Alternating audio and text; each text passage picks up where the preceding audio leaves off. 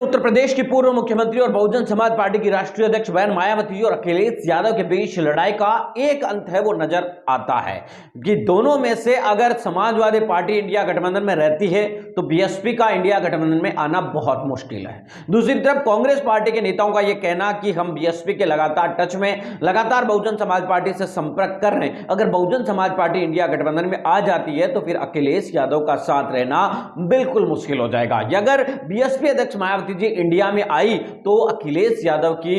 विदाई तय है। और दूसरी तरफ अगर समाजवादी पार्टी और बहुजन समाज पार्टी अलग अलग चुनाव लड़ते हैं तो उत्तर प्रदेश के अंदर जो नतीजे हैं वो बिल्कुल भी मन मुताबिक नहीं आ सकते। 2014 का परिणाम, 2014 के चुनाव आप याद कर लीजिए, जब उत्तर प्रदेश के अंदर भारतीय जनता पार्टी की बंपर लहर के आगे बहुजन समाज पार्टी 0 पर सिमट गई थी और समाजवादी पार्टी 5 सीटों पर जीत कर आई थी। ऐसे में एक बार फिर से अगर सपा और बसपा अलग अलग लड़ते हैं तो भारतीय जनता पार्टी उन सीटों से भी ज्यादा सीटें जीतकर आने की ताकत या संभावना रखती है, क्योंकि आप सभी जानते हैं कि कांग्रेस का गढ़ कहे जाने वाले अमेठी को भी भारतीय जनता पार्टी अपने पक्ष में ला चुकी है। तो ऐसे में और कई जगह, रामपुर जो कि समाजवादी पार्टी का गढ़ हुआ जाता था, उपचुनाव के अंदर बहुजन समाज पार्टी और समाजवादी पार्टी को हराकर भारतीय जनता पार्टी यहां पर जीत गई है। आजमगढ़ के अंदर भी इसी तरीके के हालात है कि आजमगढ़ के अंदर समाजवादी पार्टी को करारी शिकस्त देकर भारतीय जनता पार्टी कब्जा कर चुकी है। इस वक्त समाजवादी पार्टी के पास केवल 3 सांसद है। कुल मिलाकर बात साफ है